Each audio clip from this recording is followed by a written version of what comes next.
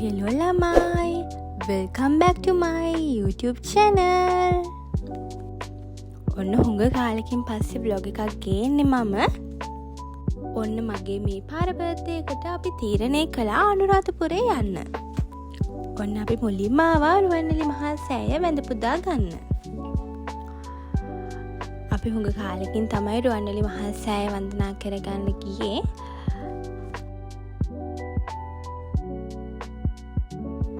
ඔන්න අපි දැන් ආවා රුවන්වැලි සෑය ළඟටම. මේ යන අතරමඟදී රුවන්වැලි මහා සෑය වැඳ ගන්න කලින් අපි පහන් පත්තු කරලා යන එතන නතර වුණා. ඊට පස්සේ මායි අම්මයි තාත්තයි අපි තුන්දෙනා පහන් පත්තු කරලා ඉවර වෙලා අපි ඕඩර් කරපු මල් ටික ගන්න එළියට ආවා.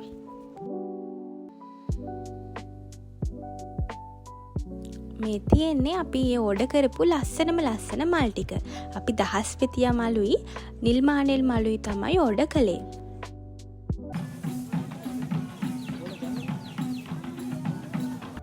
අපි පින්සිතුවිලි කියලා FB page එකකින් තමයි මේ මල් ටික ඕඩර් කරගත්තේ. එයා රුවන්වැලි මහා සෑය ළඟට මේ මල් ටික ගෙනත් දුන්නා. අපිට හරිම ලේසි වුණා අපේ ඒ පූජාව කරගන්න.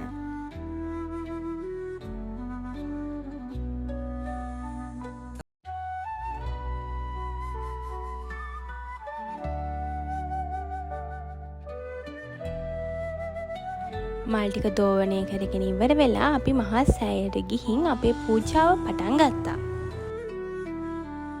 අපිට ලොකු ආසාවක් තිබ්බා මේ වගේ පූජාවක් රුවන්වැලි මහා සෑයට පූජා කරන්න. ඉතින් අපි අපිට පුළුවන් විදිහට ඉතාමත්ම ලස්සනට පිරිසිදුවට පූජාවක් සකස් කළා.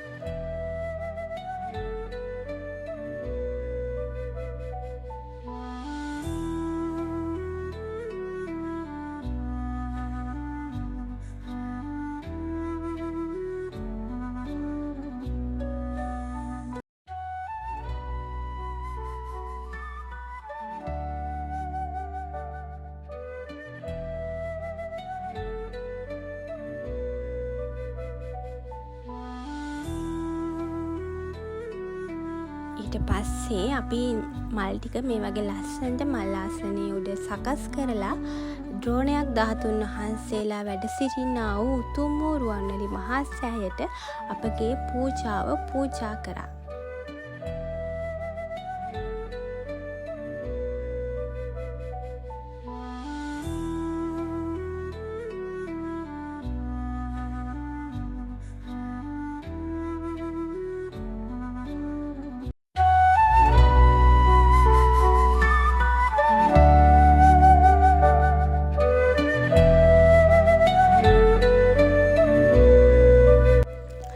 මහා සෑය ළඟට ගියාට පස්සේ හිතට දැනෙන සැනසීම කියලා නිම කරන්න බෑ. මහා සෑය දිහා බලාගෙන හිටියත් හිතට මාරම සැනසීමක් තමයි දැනෙන්නේ.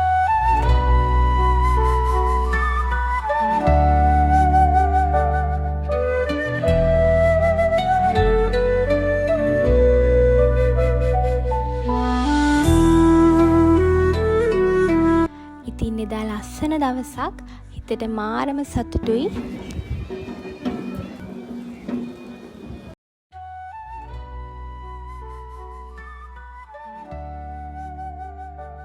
ඉතින් මේ විදිහට මහා සෑය වන්දනා කළා ඉවර වෙලා අපි ගියා ජයශ්‍රී මහා බෝසත්මිඳුන්ගේ ආශිර්වාදය ලබා ගන්න.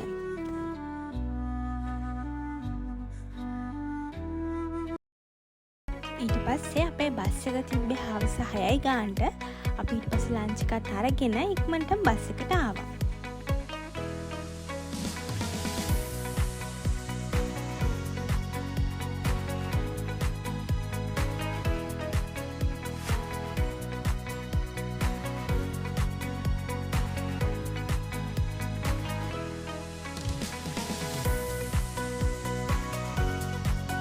අපි තමයි අන්තිමට බහින්න හිටියේ. මේ වෙලාවේ බස් එකේ කවුරුත්ම හිටියේ නැහැ. අපි කට්ටිය ඉස්සරහට ආවා.